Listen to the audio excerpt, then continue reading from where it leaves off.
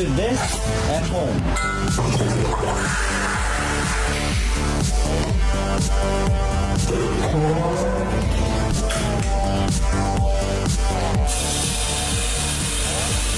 Just do this. You guys don't want to touch this. Trust me, this container has sodium in it. The sodium is kept in oil because it can react with the water in the air. Put water and phenolphthalein, a pH indicator.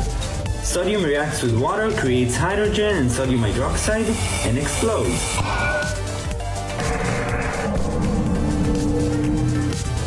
Don't do this is boring.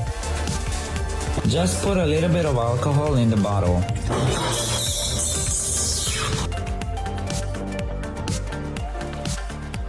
Take butane, which is a gas we use in lighters, and put it in a bottle with water.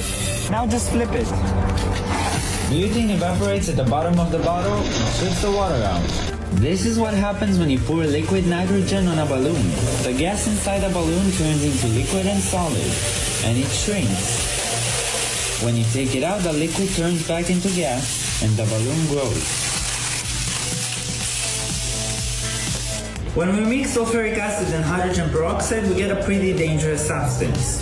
It's called a piranha solution, and it's able to consume almost any organic matter, even humans. 3, 2, 1. Inside the container, I put alcohol. Now let's put it over a candle and see what happens. I can lift everything up. The fire inside the container creates a strong vacuum. When I twist the container and allow the water to go in, it fills the container.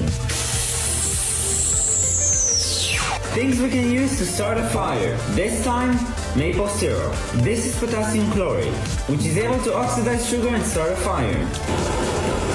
3, 2, 1.